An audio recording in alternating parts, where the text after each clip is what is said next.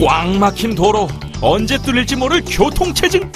현대인들의 스트레스 주범을 속 시원하게 뻥 뚫어줄 사람이 있다. 안녕하세요. 교통설계기술자 박상섭입니다.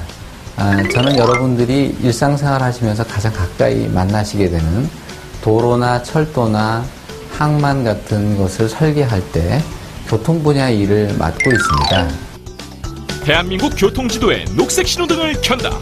길을 설계하고 신호등 하나하나 세우는 일까지 이들이 설계한 도면이 없다면 존재할 수 없다는데, 과연 이들이 하는 일은? 도로, 철도, 항만, 공항 이런 대규모 교통 관련된 시설물들 뿐만이 아니고 버스 노선을 계획한다든지 주차장 규모나 위치 등을 결정한다든지, 그 다음에 환승센터 등의 편의시설을 설계한다든지, 교차로에 교통 신호등을 설치하고 운영한다든지, 이런 제반 교통에 관련된 모든 일을 하는 사람들이 교통기술자들입니다.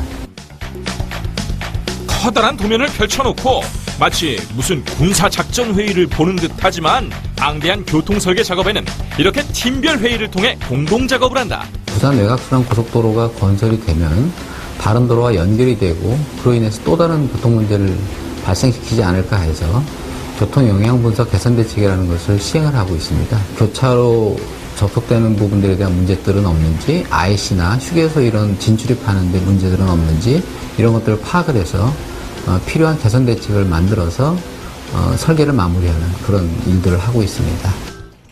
회의와 사전조사를 통해 설계에 대한 준비 작업이 끝나면 컴퓨터 CAD 작업을 통해 도면도, 그리고 때로는 한 도시의 교통체계에 대해 시뮬레이션을 만들기도 한다.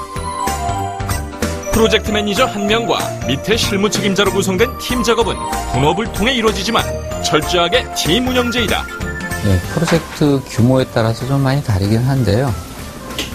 일반적인 절차는 이제 현재의 교통 흐름이 어떤지를 먼저 조사하고 분석하는 걸 먼저 하게 됩니다. 사업들이나 또 현황 조사가 마무리되고 나면 교통수요 예측이라는 과정을 밟게 됩니다. 그래서 장래에 교통의 흐름이 어떻게 바뀌는지를 파악을 하고요. 그런 교통설계 도면도 그 프로젝트 규모에 따라서 많게는 몇백 장씩 도면이 나오는 경우도 있고, 또 적게는 또 한 10장 정도에서 이제 끝나는 경우도 있긴 합니다. 몇 시간의 장기 마라톤 회의도 한다. 열심히 설계 도면도 그려야 한다. 하지만 이렇게 사무실에서만 일하면 끝이 아니다.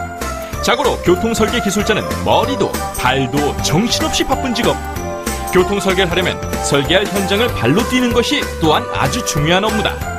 그뿐 아니라 길 전체의 교통 흐름을 한눈에 보기 위해 높은 곳으로 올라가서 카메라로 현장 촬영도 해야 하고, 속도를 측정하는 스피드건으로 온갖 먼지 다 먹으며 측정도 해야 한다. 보행자 보도폭도 측정하여 데이터도 만들고, 온갖 고생 다 해서 사람들에게 높은 서비스 수준을 제공하는 것이 교통기술자들의 역할이다. 거미줄처럼 얽혀있는 도심의 지하철 노선, 각 노선별 환승역과 구간별 거리, 그리고 경로까지, 이렇게 과학적인 교통설계를 만드는 것이 바로 교통설계 기술자들이라는 말씀. 지하철에 관련된 교통계획에 대해서 좀 설명을 드려보겠습니다.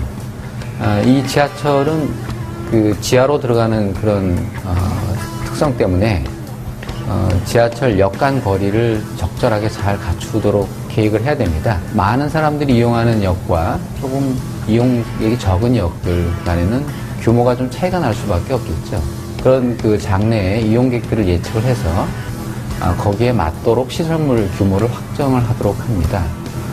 그리고 또 주변에 버스나 아니면 그 마을버스 아니면 자전거 뭐 이런 것들하고 서로 잘 연결이 되도록 그렇게 계획을 하는 것도 상당히 중요합니다.